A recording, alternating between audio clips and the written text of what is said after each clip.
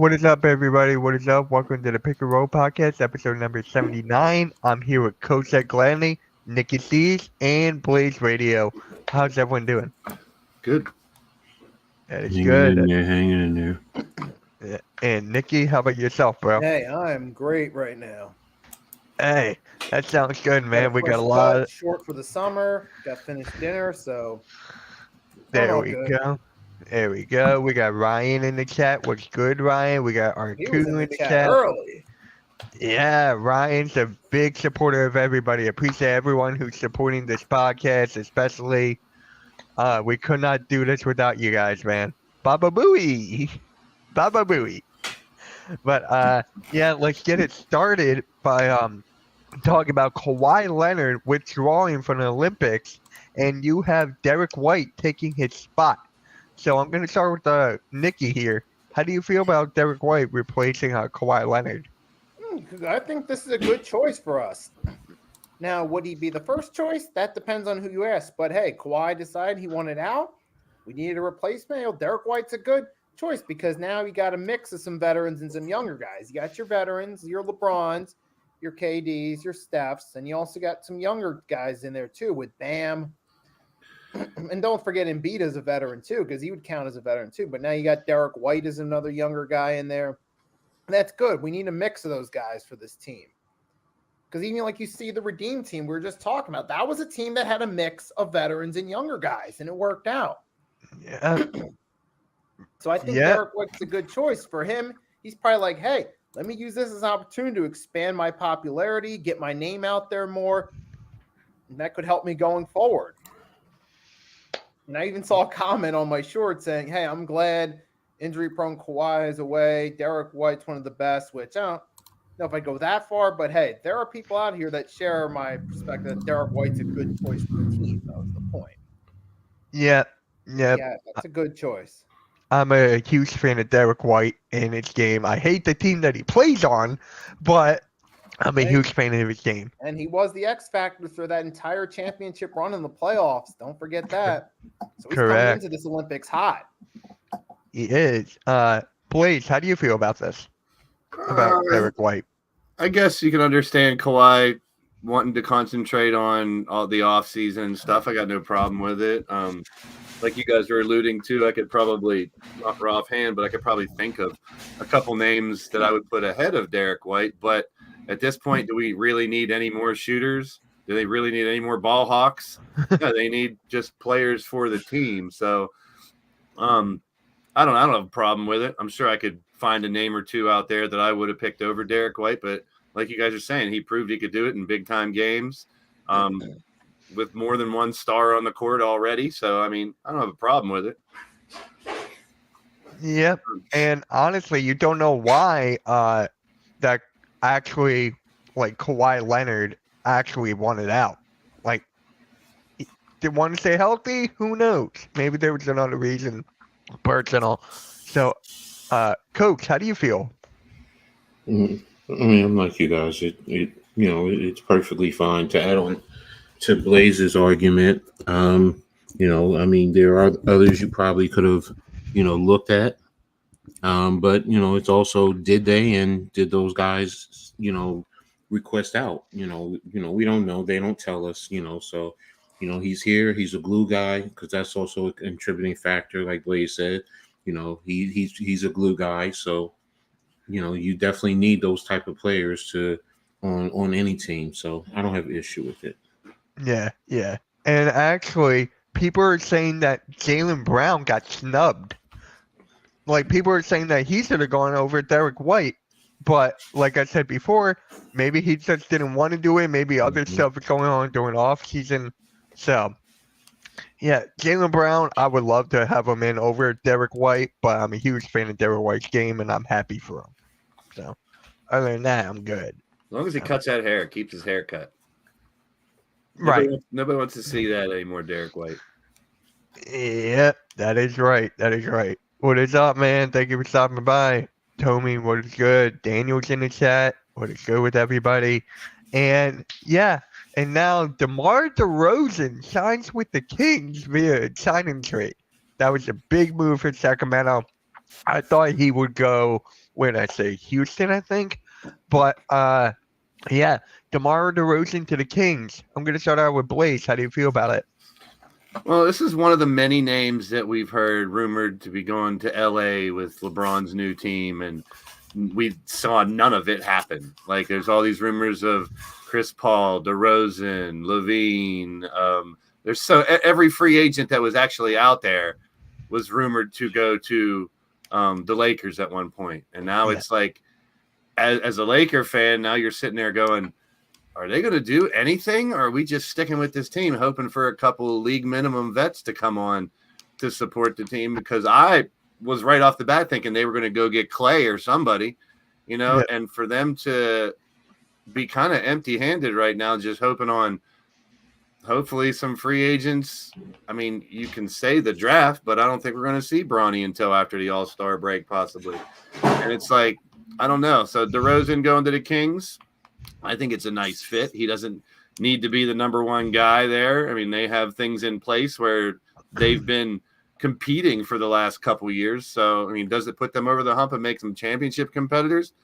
Which DeMar DeRozan do we get? The one that's fleeting the last few years in Chicago, or the one who could, carry a team back in the day for a while. So if he's got anything left in the tank, that could be a hell of a valuable pickup for the Kings, who've been kind of just floating around in the middle there. Middle. Yeah. Nikki, DeMar DeRozan to the Kings. I mean, on paper, this looks like a solid pickup. Now, for DeRozan, I do think his stats my stats might go down from the 3 years he was in Chicago, because he had to be one of the workhorses and try his best to carry the team. No disrespect to DeMar, but that didn't work out too well. But with the Kings, there's better talent around. You're not going to see him shooting as much because there's other players that can score. You got Keegan Murray and company. You got Bonus and those guys. They can do stuff too. It's not just DeMar. So hopefully he blends in well. For the Kings' sake, he blends in well with them, and he's that veteran upgrade they need to help, in a competitive, tough Western Conference. Because last year they put up a solid fight, but they only got to the play-in tournament and lost to a Zionless Pelicans. You got good young guys, but they need a veteran, and hopefully for them, DeMar DeRozan's a guy, and he's a guy. He was with the Raptors when they won that chip. Yeah. Yeah, so he knows what it's like to win a chip. He's been there, done that. So he brings that experience to the table for Sacramento. So on paper, this looks good. But ultimately, we will, as always, have to see if it actually plays out. Mm-hmm. Yep. Coach. Hey, he's back home in California. And that could definitely help to energize him a little bit more. And like you guys said, I mean, he doesn't have to be the focal point. His mid game will help open up a lot more for that offense. He'll get good paint touches, but and he can still get you 20 a night, when necessary. But he's not needed. He's not relied upon. So it still goes through De'Aaron Fox as always, and he has a good low post player there too. So that'll help his game as well as he helped their game. And also on the defensive end, I think he helps out a little bit more, in some wing support. He doesn't have to be the number one wing defender, but you can switch off on him, and he can still be adequate and serviceable. And he's a veteran, and he knows how to play the game. So it's a good fit. It's a very, very good fit. And what's funny? As soon as the deal was done, he went to the WNBA for their game, and they already said, welcome to the Sacramento Kings, DeMar DeRozan. Like, that was the quickest breaking news or addition that I've seen. So just like, news travels fast. With DeMar DeRozan, he does bring like an extra 15 to 18 points per game. That helps De'Aaron Fox out. That helps Sabonis. And then you have Malik Monk coming off the bench too, and he just got a big deal. So Sacramento is not going to be a team you want to mess with. And honestly, this makes them the best team in California right now on paper. You guys agree with that? I think they're better right now than Lakers, Clippers, and Golden State. What do you guys have to say to that? Whoever wants to take it, take it. I mean, I do understand. I mean, the Lakers. We don't know what team you're going to get. I mean, they really haven't done much. I mean, what are you going to get with Golden State now that Clay isn't there?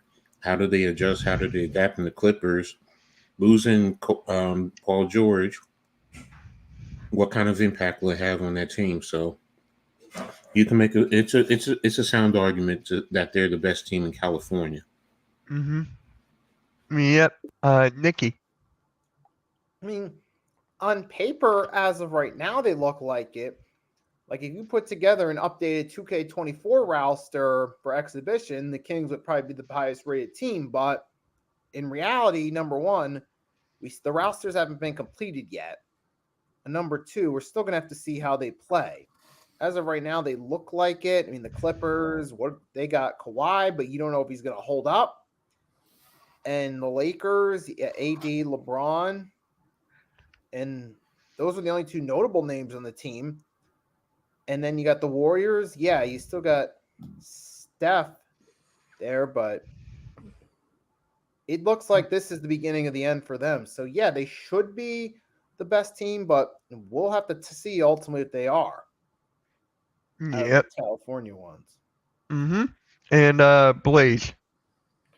I mean, that's like, I don't know, trying to pick out the shiniest bottle of pop that's in the fridge. It's like they're all shiny. They all got pop in them. They're all good. None of them are horrible. None of them are great. So yeah, I mean, you could arguably give an argument for any of those four at any given time to be the best in California at one point or another. And the fact that we don't know how these teams are going to be finalized and made up is probably, like Nikki said, the best thing that right now it's like, you can't really say because, what are the Lakers going to look like when it comes around? What are the Clippers going to look like? Mm-hmm. Losing Paul George is one thing, but are they going to have Westbrook? At this point, there's still, from what I've heard, like on social media and ESPN, the media, whatever, that Westbrook want to trade Westbrook, and the prime target is Denver. So I'm like, why would Denver want him? Why would they want Westbrook? They already have a great thing going. So I think Westbrook is stuck in Clipperland. I think like a lot of teams have to prepare for the worst now. It's like we talked about it last couple of weeks. You can't really depend on having a big three or just a good starting five.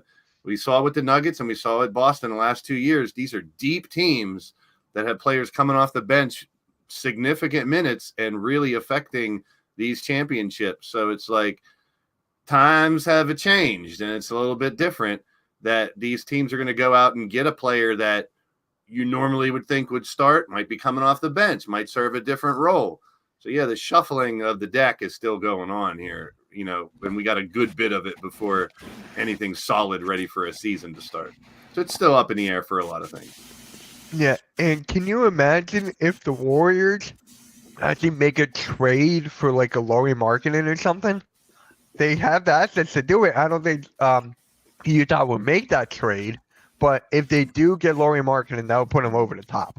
You also have to factor in the CBA. Right. I've been hammering that the past few days. The new CBA is really impacting everyone. We said it here before. In terms of the impact that it has not only on the teams but the players, the money. Blaze has hammered. Spoken about. No more big threes in a sense. You can't do it anymore.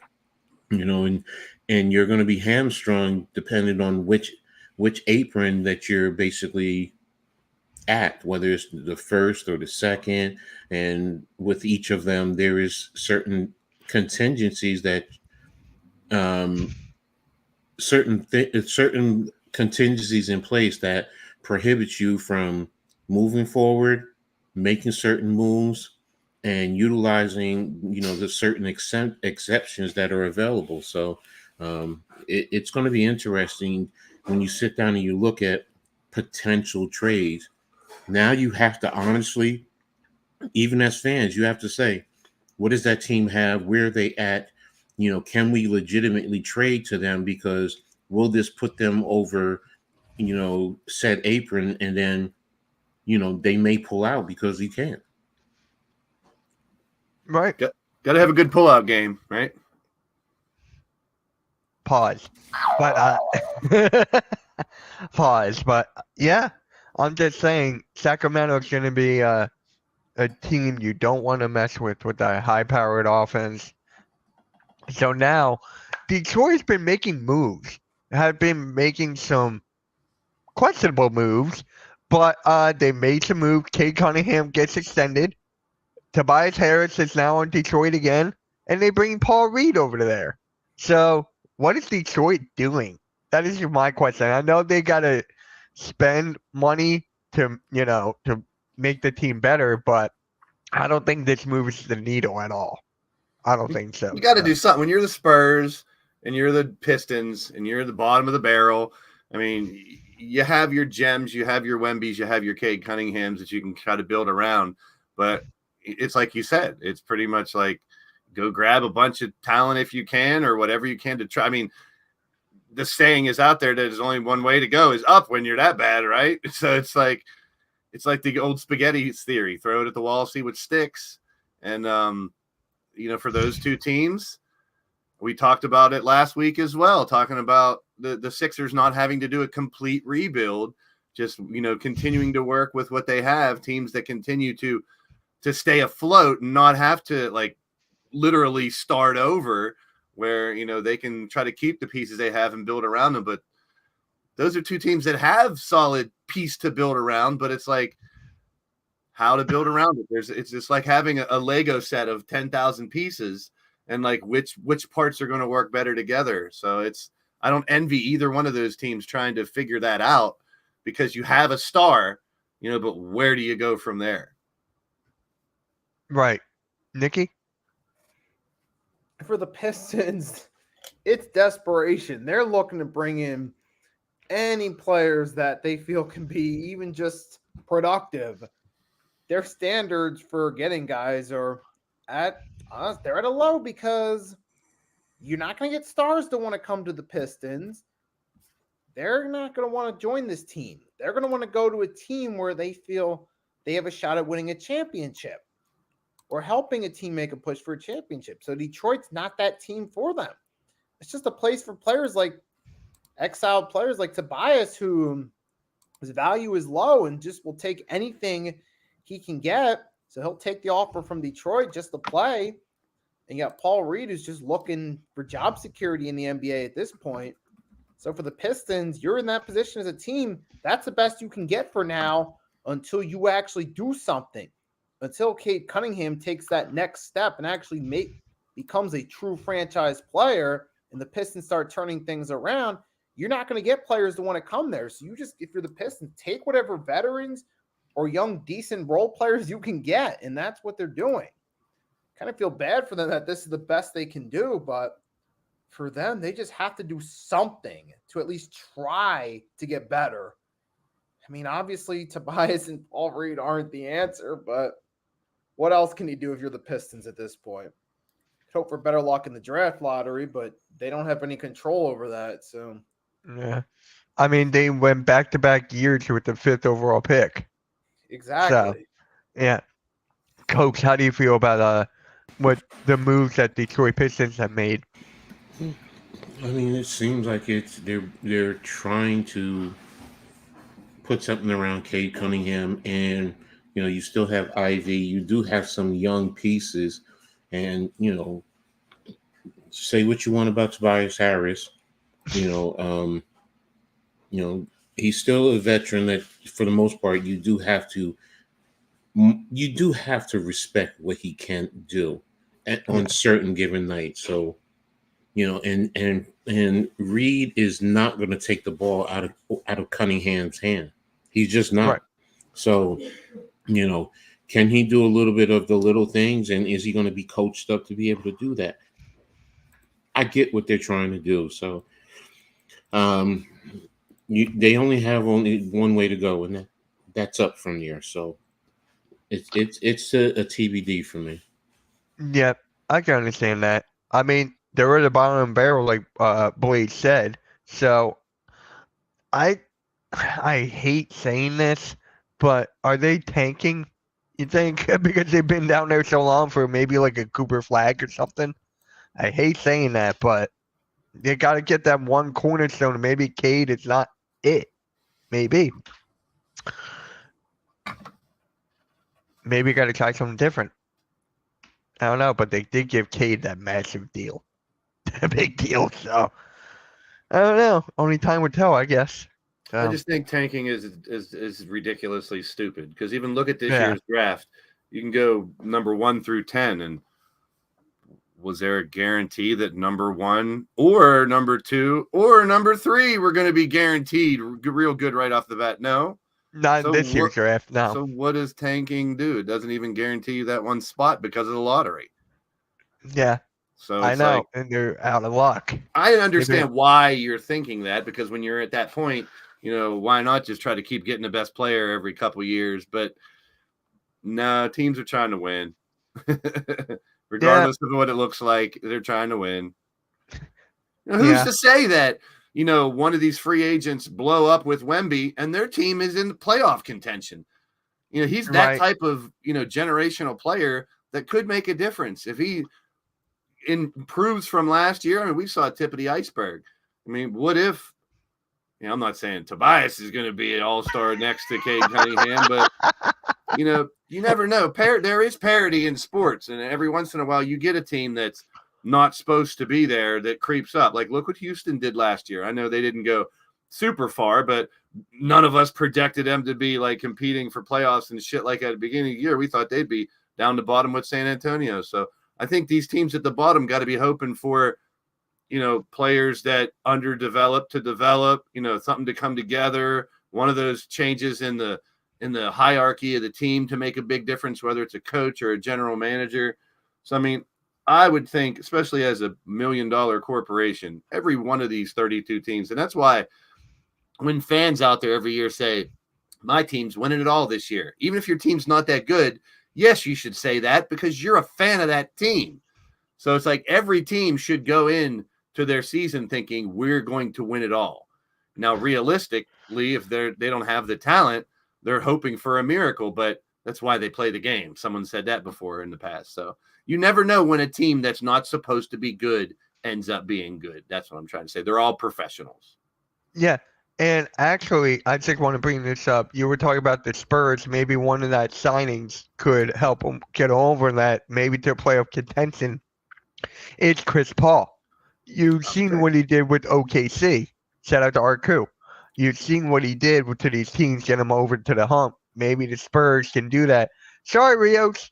And of course, when we talk about the Spurs, you're not here. I mean, Chris Every Paul's time. that's a great example, too. I mean, what if we get Yeah. a resurgence from someone like him? Like, he still has it in him where he doesn't have to do everything because he got a bunch of young players to go run around everywhere. But if he can lead that team and kind of guide them into the right direction, they might creep into the playoffs this year. Playoffs? You're talking about playoffs? Yeah, I did. know. Yeah. So Chris Paul's actually, obviously a veteran. He's there to help with the young guys. yeah, but you've seen him carry a team to the playoffs, and even to further, look at what he did with the Rockets back in the day. They were one win away, and then he got injured, and then people are still saying if he played, they would have beaten that Warriors team.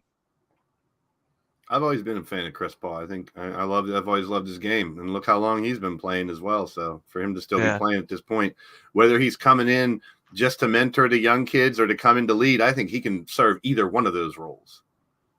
Yeah. Blaze is loving a player not from Kentucky. Wow. I mean, I do have a few other jerseys from other players from other teams. Yes, sir. I didn't think there were jerseys over there. No, and I only have one All-Star one. That's pretty weird. I thought I had more than one. Oh, really? We'll talk about that later on in the show, though. But make sure you guys stay tuned for that, for the jerseys discussion. But let's actually take this to the Olympics right now. And with USA, are they the favorites to win it all? Or do you see, like, Canada making a statement or something? I mean, they have to be the favorites, but it's just like Yes. we've seen so many good players on other teams. I mean, Canada, France, Serbia, Germany, Australia, Greece, Spain. Those are the teams those 8 teams right there are your top 8. I mean, they all got quality players. We talked about before, some of these foreign teams are more used to playing with each other, from their country. So it's like, will it be a little more competitive? That's what we're hoping for. I'm sure as basketball fans, you want competition. Do I want to see the U.S. win by 50 or 60 like the old Dream Team? I think those days are gone. But I wouldn't be surprised if they win a game or two by a lot. I also wouldn't be surprised if they lose a couple games in the group stage or something. And I don't think that's a bad thing at all. I think at first, when we've discussed it, ad nauseum as well, the idea behind getting NBA players in the Olympics back in the day was to grow the game. And look how much it has grown the game over these 20 some years. Over the last 5 or 6 Olympics, you see other teams start to do better, have more good players, and the NBA itself shows that it's more of a melting pot now of, international players mixed with what we got here in the U.S. I think it's a great thing.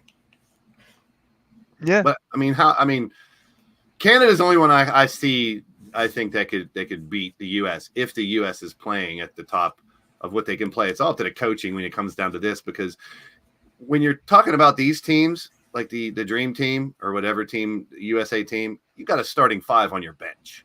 You know what I'm saying? Like, you literally could lose your starting 5 and still have a starting 5 that could still win, this tournament. So that's what you're kind of looking at. So it's more about gelling as a team, playing as a team, working as a team than it is who's the most talented team. It's the U.S. by far.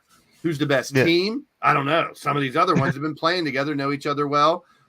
International game, the rules are a little bit different here and there. Nothing drastic, but they do have to be aware of that as well. Some of the changes of the, not the free throw line, but the paint. The paint is a little different. The 3-point line is a little different. I think the width of the court is a little tiny bit different. So, I mean, little things like that are different. I don't think it's going to come into major play, but it could. I just want good competition. I mean, are they guaranteed a gold like they were in the past? No, not at all. Not even close. Which I think that's a good thing for the game in general. Yeah, I love that. Coach, how do you feel about USA? They're the favorites? Do you have them winning it all? They better win it. I mean, yes, they're the favorites. I mean, in my eyes, there's no. It's in a sense unacceptable. To be egotistical, it's unacceptable not to come back with a gold medal. So, can there be competition? Should there be? Is there competition? Yes. Like you said, Canada. You still have to respect Greece with the Greek Freak. I mean, he's still going to be a tough player. So, but they knocked out Luka. Luka. Exactly. So it kind of sucks that it's kind of a lose-lose for America. If we win, we were supposed to. So it's a bigger story if someone else wins the gold over. If US wins, that's not really a big story. But like Coach just said, that's the attitude we have to have. We have this. It's our league. It's the National Basketball Association. Basketball is an American sport. This ain't soccer. This ain't cricket or other sports that are big all over the world. Basketball is big all over the world, but we have to have that attitude where, of course, we have all these NBA All-Stars on one team. We should beat these teams with one All-Star or one NBA player or two. Mm-hmm. We should, but we have to have that attitude. But like I just said, I wouldn't be surprised. Serbia beats the United States in Game 1 of the Olympics. You never know. Also, I think the United States is in if I'm not mistaken, their bracket is much easier than Canada's. And I forgot who else is in that bracket with them. It's supposedly it's a tough bracket for Canada and the rest of them. So, that's why, in a sense, my expectation is higher. Yep. Nikki. Of course, we're the projected favorites. Always, Team USA is going to be the favorites on paper. And with a team using professional athletes for an entire team, we should be winning the gold medal every year.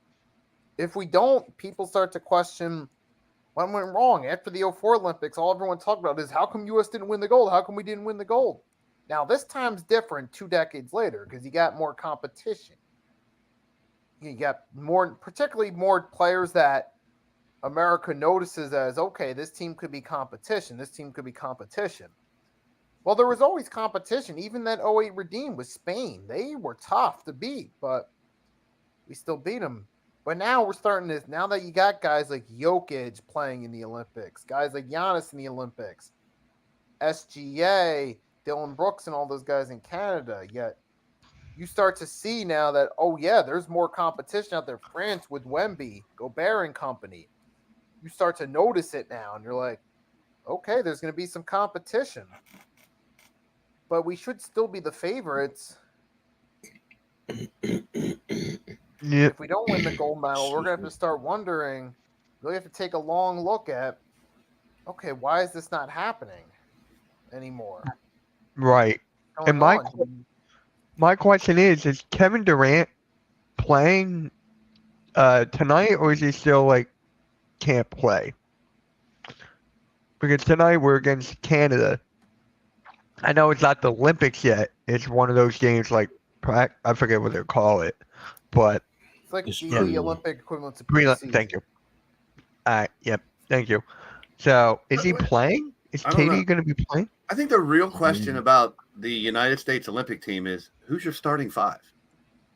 Because I think based on all the talent that's there, you could probably ask 20 different basketball fans and get at least 10 different starting lineups.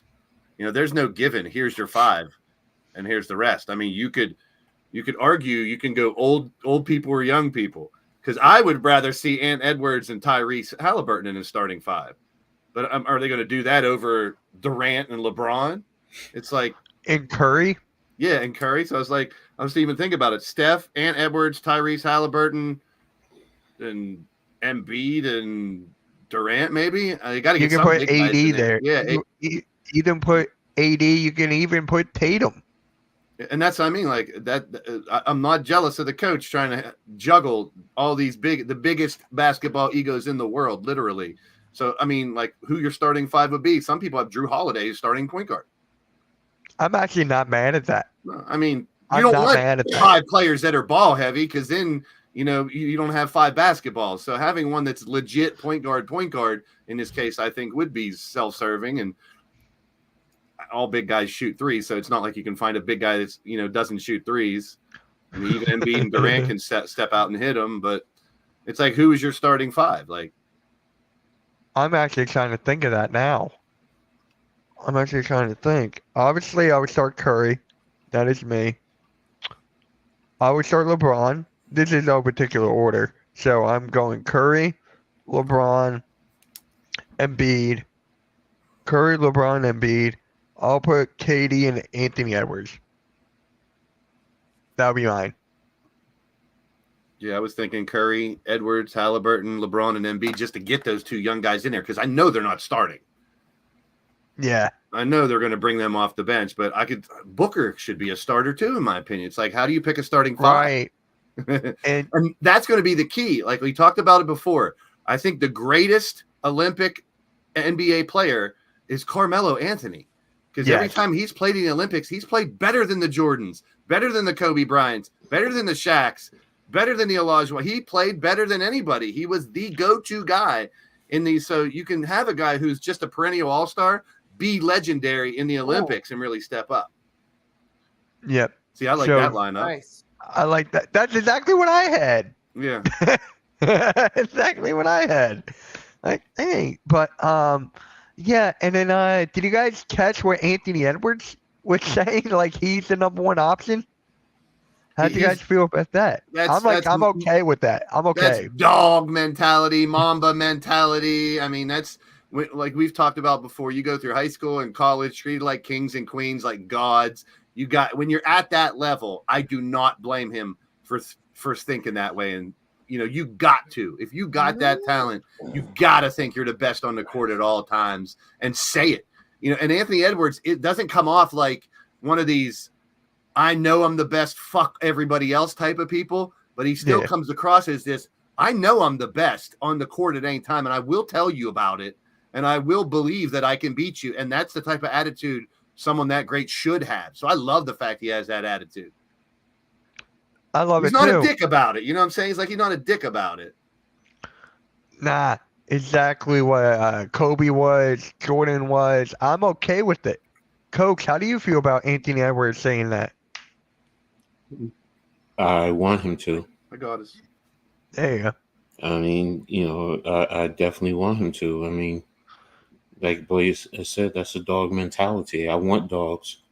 I don't want somebody who doesn't want to be the guy, the man. And, I mean, he's coming from an environment where they all do, in a sense, come from where they're the man. They are the man. They want to make that last shot. So I don't have a problem with him feeling and speaking that way. And Nikki, how do you feel about Anthony Edwards saying those words? What was he say again? That he's the best player on the court and the ball should go through him. Obviously, there is some ego behind it, but that's the case with all these top players. Now you're going into the Olympics. Hey, everybody's got to put aside their ego and work as a team. It's just something that has to be done. And Anthony Edwards, I get it. On the Timberwolves, you're the best player on the team. But in the Olympics, you got to share ball duties with your teammates. We can't, that's something we can't be having on the Olympics. I mean, unless Anthony Edwards is the right guy to get the ball to, then you put it to him. But if LeBron's the right guy, you give it to him. If Devin Booker's the right guy, you give it to him. Now, obviously, you got the stars and the bench guys, but I'm just saying it can't be one player mentality with the Olympics. Yeah. But for me, I want a guy who can say that. I want a guy to take the reins, and especially him at that young, talking like that. The future's only going to look brighter for this kid. It's going to look brighter with those, with that mindset, because in the NBA, you need it to succeed.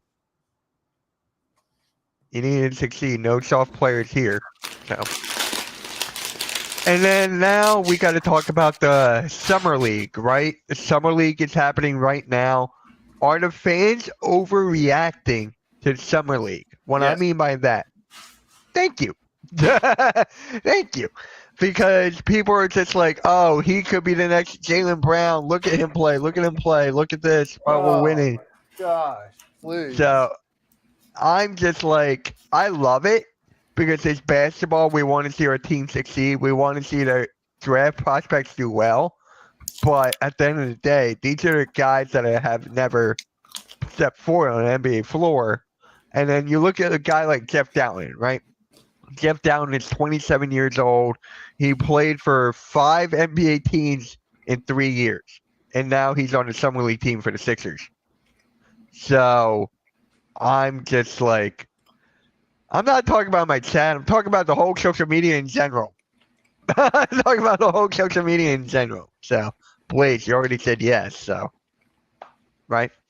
Yeah, I mean, it's just like someone watching a preseason football game and saying, we're going to the Super Bowl. I mean, it's like, it is what it is. Like people were saying, it's to showcase the young talent, get them hyped up, see where they fit. Are they G League? Are they on the team? Are they off the team? Who's going to be second string, third string? It's all finding your place. It's great experience for the young kids. I mean, plus, we're not talking about 1 or 2 undergrads. We're talking about all pretty much undergrads, except for 1 or 2 that may have went 4 years and graduated, et cetera, et cetera. So these are kids that need experience. They need it at a pro level, even though they may have played at the highest level in college. This is a little different. So it's definitely valuable for these players, valuable for, players that have gone to a different team to get used to acclimated to their team as well. So it is what it is. I mean, you got to take it for what it's worth. Now, getting excited about a young prospect, like I am hyped about Ricky Council. I think Ricky Council can be a super valuable piece that you didn't expect. that you didn't have to go out and give a tons of draft picks for, that you didn't have to lose players for, and I think every team hopes to have that diamond in the rough, that gem that blows up in a summer league. And it's like, we got another fucking star in our team and we didn't even plan it. So I mean, that's what I look at summer league for. Where are these pieces to the puzzle going to fall and fit? Did we draft correctly to fit our team? And where do we go from here? So the college, the stuff that happens in college is a little bit different, than what you get. And you're getting a little taste of professional basketball where, like we talked about some of these foreign kids that play pro basketball earlier, they don't get so little. It's kind of like a quick grow up session for, some of them. It's a put up or shut up for a lot of them too. Yeah. They're trying to make a team.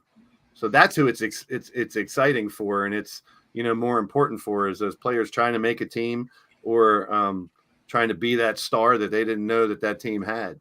So you can't look too far into it, but I get people getting excited about it. Yeah, I'm excited for it. Yeah, you get a player out of nowhere that you didn't think could end up starting or really contributing to your team. That could be a difference maker. And Coach, people overreacting over summer league? Based on what you said, Mitch, sure they are. I mean, fans are fans, but fans are fanatics. They're always going to overreact. So, right. I mean, but if you have a level of, if you have the ability to say, okay, yeah, I'm going to be excited for my team. I want to see, this player who we drafted, see what he looks like a little bit in a pro environment. You take it for what it's worth, then you don't go too far. You just appreciate what they see. So I don't know what you mean, Arku. Sure they are. I just said they are. He said they are. So he said they are. But there are some, like us. We also take it for what it is. We don't go too crazy and too far. We're not too intense with it. We just, want to sit back and enjoy watching a little basketball, in their free time. And, our team, this is who we brought in. And then, you know what? If you're really tuned into your team, you're looking for a steal somewhere off of someone's roster, not just your own, but throughout all of Summer League. Can we end up getting XYZ player because he fits a need for what we're looking for to help our team in the long run? Mm-hmm. Yep. Nikki. Of course. It's typical. Always fans. There are fans that overreact. They see. Now, this is exactly, as Blaze said, the equivalent to NFL preseason. I remember the 2015 Eagles, that first preseason game against the Colts. My dad was talking afterward, I've never seen them look this good. This could be the year. And we saw what happened that year. Yeah. Chip Kelly fired before the final game. So that meant nothing. But yeah, you're going to see people react. Oh, this player had 29 points. This player had 30 points. It could be the next star. Of course, but you're talking about one summer league game against a bunch of guys. A majority of the players on the opposing team will not see an NBA roster. A majority of them. So you got to factor that level of competition in. Now, if someone can consistently put up dominating stats in the summer league, that's a sign that they're at least going to make it to an NBA roster. But that doesn't mean they're going to be the next star. Because what happens when they take that step up in competition? How do they fare in that scenario? That's something fans have to consider. And plus, you're talking about 1 or 2 games. Let's see if they consistently play good throughout the summer league. Yeah. I mean, when the Sixers played last night, you had their center, Adem Bona, who had 6 blocks. Oh my God! Here come the jokes. Get your boner jokes ready. Don't you also get 10 fouls in the summer league? So it's. Wait, do you? I don't even know that. I think you get 10 fouls right now in the summer league, if I'm not mistaken. Where maybe you're right. Yeah, you He get 10 fouls, so it's not like you're getting sick. So, you know, yeah. If you these get 10 fouls, oh my God, that game should never end. That game should never end. Everyone should. no, I mean, Can look at the you? rule. Look at the overtime rules too. Yeah, It's first to whatever it is. I think extra at 7 points or something like that. So it's yeah, like, all right. I mean, I do like that rule, but it was short in overtime. yeah. Don't want to overplay your players and stuff, or Mhm. have unnecessary court time where they get hurt. No, they shouldn't have been playing 4 overtimes in a summer league game or something. I kind of get it, I guess. Yeah. Yeah, Protect the players at the same time, develop them. yeah, Mhm. yeah. But this player I'm going to talk about now, he's already. Actually, I was going to find the next segue, but I failed there. Brandon Ingram, he wants a $200 million contract extension, and I'm like, I don't think they can do that. For how many years? If it's for 200 years, there you go. I was Well, just thought that Your was key good. word, the key word you use, Mitch, is he wants. You can want Yeah. it, but can they give it to you? So just because you want it doesn't mean you're going to get it. I mean, husbands find that out from their wives all the I time. So, knew that was going somewhere. so hey, look, he wants 200 million. Can the Pelicans give him 200 million? If not, where do you meet in the middle? This is what I don't think they're trading him at all after they just acquired DeJounte Murray. Like, you got, my God, that lineup is just insane. You got CJ McCollum, DeJounte Murray, Zion Williamson, and Brandon Ingram. They're just missing a big man. They're missing a center. You forgot So- about what's his name? What's it? Jones too? Who? Don't they have that wing player Jones? Herb Jones? Is it? Yeah, Yeah, Herb yeah, Jones. yep. They also got him as well. So, Pelicans are fine. Brandon Ingram, I'm not exactly a big fan of him. Just, I'm not a big fan of his game. So, do I think he deserves that? Probably not. No, but what do I know? I'm just, they got Daniel Tice. Thank you, Arku. So, yeah, I'm just a guy who talks basketball. I don't know the ins and outs, so I'm just giving my opinion. So, Nikki, how do you feel about Brandon Ingram wanting $200 million extension? I get the players, they want more money, but number one, do you think the Pelicans can afford to pay him? The answer is no. And secondly, is Brandon Ingram a player worth that type of extension? With all due respect, no, he's not a superstar. He's not in the LeBron or a Steph Curry or a Luka or Anthony Edwards stratosphere. So not only is it unaffordable, is an unaffordable request, I don't think it's the right request for a player the level of Brandon Ingram. So no, I just don't. That's too much for me. Remember, Nikki, you and I were streaming that the play-in game. Yep. I think the Pelicans were playing the Lakers. When Yep. Zion was hitting all cylinders, he gets injured, and then they lose the game. I mean, I don't think Brandon Ingram could be that guy who gets that kind of money, but he can definitely be like a third or fourth option. And in this, he is. You can argue with him as the fourth option, having CJ at the third. You can argue with Brandon Ingram being the third and CJ the fourth. Because right now, honestly, Zion's one. DeJounte Murray's two. And then you got Ingram and then so on and so forth. So. And I love how Goddess goes. Hell no. I love that. That is great. That is words. just the way with words. All right. So to close off the Pick and Roll podcast, episode 79, me and Coach Ed, we were on MK Lounge. We were talking about Blaze's specialty, the NBA jerseys, like the best. We were just talking about jerseys, which jerseys were the best, what year, what team.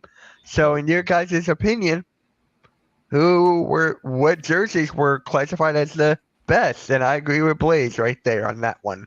If you guys are listening on audio, if you guys are listening on audio platforms, We got Blaze, this boring one right here. It's this orange. No. and blue. It just says That's New not. York. That's not even the best one.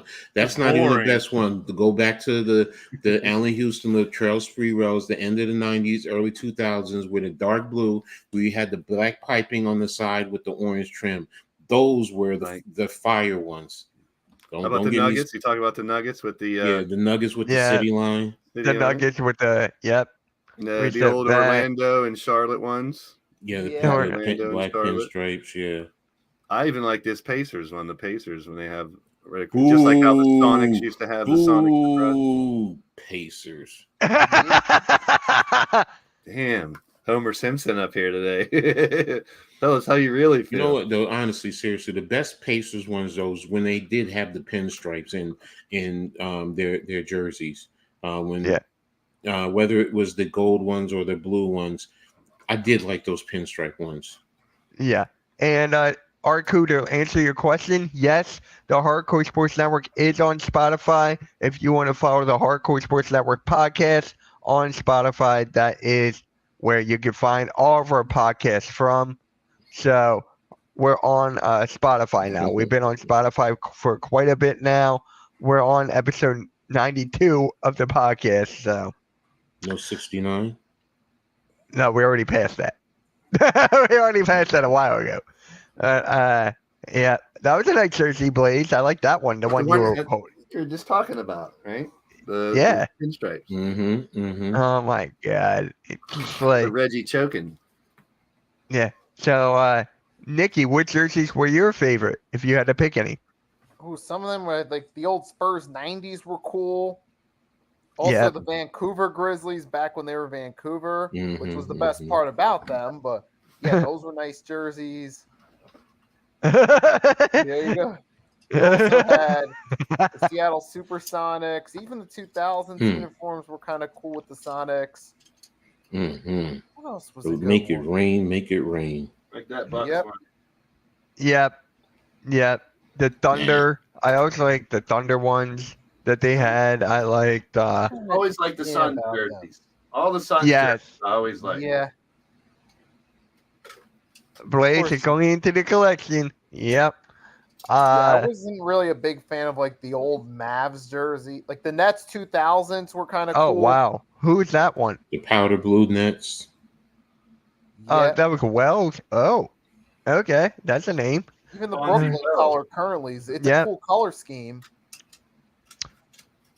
Like You know who? Yeah, the Black Magic jersey is fire. I like that. The Ooh, Timberwolves, Timberwolves, yes. Kevin Garnett. Timberwolves Kevin with Garnett. trees on them. Yeah, the Kevin Garnett ones. I'm just trying to think of any now. I feel like. Oh wow! Kerry I like Kittle. the New Jersey Nets. I like the New Jersey ones in the front, where it said New Jersey, which is gray. I think. Yeah, I was a fan of the Jason Kidd era Nets jerseys. Those were You kind said of the cool. Yeah. Grizzlies. No, I'm talking about when you go back to the powder, the Derek Coleman and the Kenny Andersons in the early '90s. Is way before most of you, and the Drazen Petrovits. They Yeah. had a nice Yeah. powder blue with a little red and white incorporated into it. What you know about the Pittsburgh Condors from the CBA, from the ABA? I mean, What are they? The fish that say Pittsburgh? no, this is the Condors. It was the real. I know, Blaze. I'm joking. That's why I said the fish that say Pittsburgh. The movie. It's the Pittsburgh Pisces. Yeah, exactly. The Pittsburgh Pisces with Dr. J back then on the team. I had the Blaze. I see the Spurs Kawhi there. I had the Tim Duncan one. For Jeffy. Yeah, those were cool. But those aren't the ones I was referring to though. I know. Yep. Yeah. Yep. I had the Tim Duncan one when I was a Those were kid. dope. I had the Tim The Duncan. T-Mac Blue The Magic Tim jerseys were Duncan. nice. Bullets. Oh. Bernard King. Don't Remember tell the me that's Bullets Bernard ones where King. they had like the Don't tell me that's string- Bernard King. No. Blaze, is that Bernard King? Oh, Rasheed Wallace. All right. Well, no, you're laughing. Bernard King played for the Bullets too. I know. I thought it was Wallace at first. I love the old Warrior jerseys from Curry's rookie year. Remember the Nets ones that had the stars down the side? Yeah. Stripes, the Nets ones. Jason Kidd as a coach, it's funny. How is it kind of funny when he led the team to a finals? Yeah, he's a great coach and a Being great ironic. player. Yeah. Yeah, I'm trying to think of other jerseys now. I'm just going Well, sadly, the ones that are coming to mind now are the worst. Yeah, what are the worst ones then? Let's talk about that. All right. The green Bulls jerseys. I mean, I'm sorry. They used it for Christmas one year. It was like early. Yeah, they did it for St. Patrick's Day or I something. think everybody did that. The Yeah. Knicks have a green St. one Patrick's too. Day. Yeah, it's just the thing is with that, it's just the wrong team using the color green. And the story on that one. I think every team did it. Y'all, didn't y'all have one too? I remember a lot of teams doing the green Yeah, for for the St. Patrick's Christmas Day and stuff. in St. Sure. Patrick. Yeah. Yeah, I think we did. But now the Christmas. Mavericks, what was it, like silver or something like that? Yeah, Or like the brownish Christmas color, jerseys Mavericks. nowadays, they're good. The Christmas days now jerseys, they're good. I like those. Yeah. What about the old Raptors one with the Raptor on the front? Yeah. I Yeah. wasn't a fan of that. The very first ones. Yep. They were good as well. I mean, hate this new Lakers purple one that's it's like a light purplish, and it's like, huh? Oh, here's Yeah. a good one I forgot. The old Miami Heat, like the 90s, Lonzo and Tim Yeah. Hardaway senior jerseys. Those were good ones. Like with the Heat Knicks rivalry. yep. The Miami Heat ones. Yep. Which one? Beasley. Oh wow. Got a lot of these at like secondhand stores where you got the players that got traded and the jerseys are like $10. So I grabbed them. Yeah. Now Michael Beasley's a part of this like YouTube group Mhm. playing basketball, so that's where he's at now. Of course, the GOAT, the best of all time, the black Jordan jerseys. They had the ones with the pinstripes too. You know which ones were cool? The one with Kareem Abdul-Jabbar for the Lakers. I like those. Which one How do you many- like better? Give me a unique white jersey, Atlanta Hawk. Talk to me. Wait, how many of Michael Jordan jerseys do you have? This one's a replica. This one's an authentic. Talk to me about Oh. Dominique Blaze, Dominique Wilkins. Come on. Yeah, I can't go full Dominique on you, but I got an old Hawks.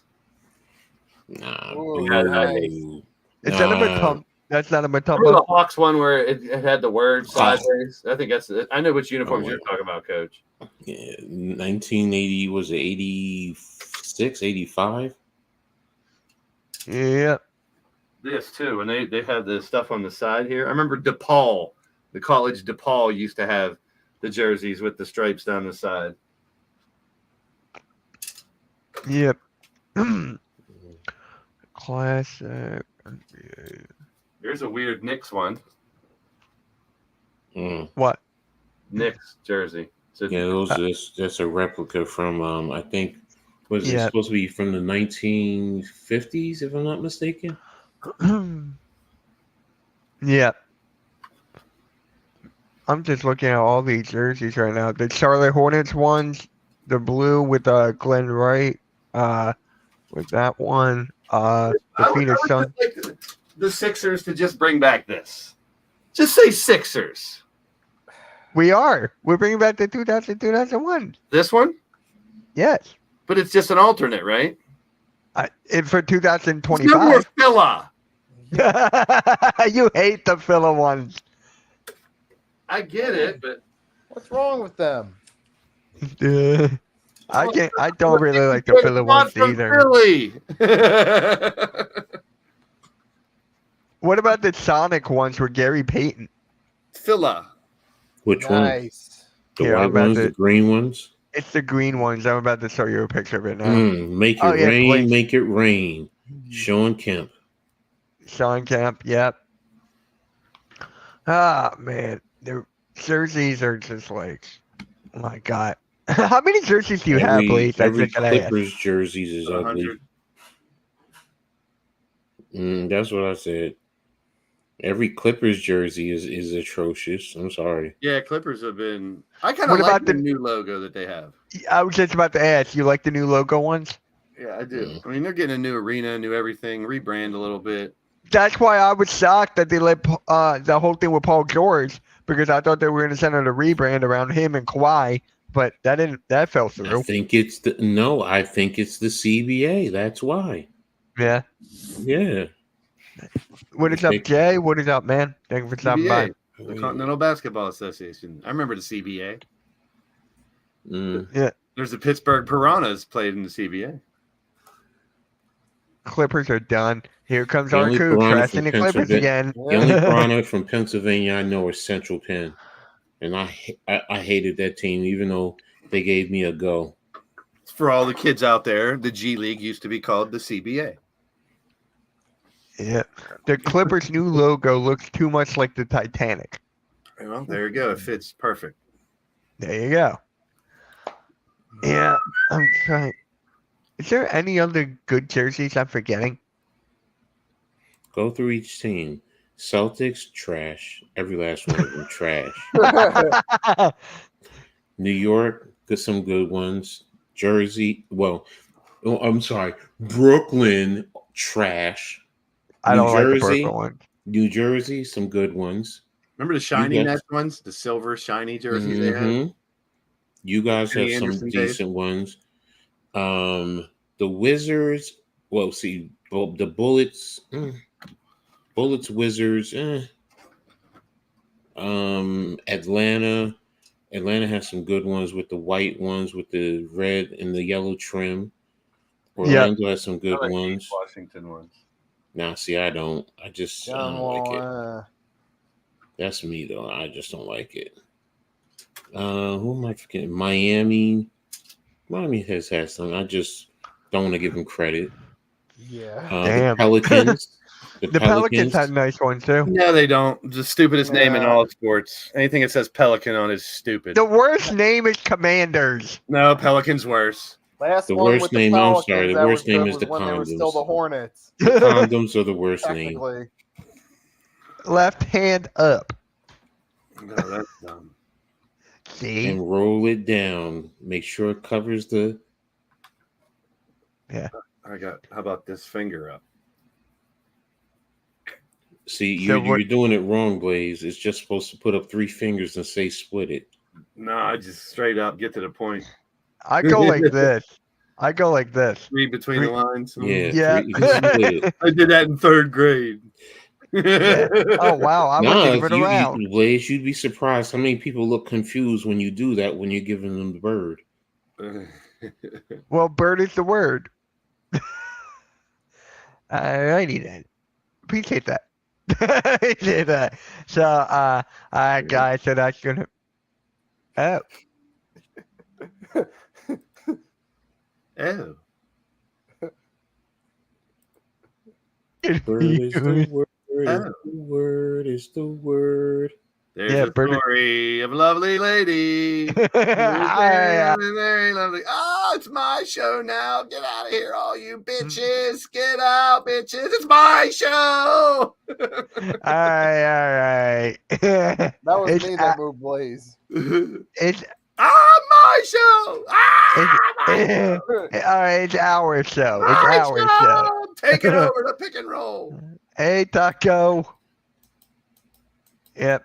Okay, give me some now. All right, guys. With that being said, make sure you hit that like, hit that subscribe, hit that notification bell, and we'll catch you all next week for the Pick and Roll episode number 80. On that note, we're out. Catch Pick your everyone nose and later. eat your boogers. Yep. Peace.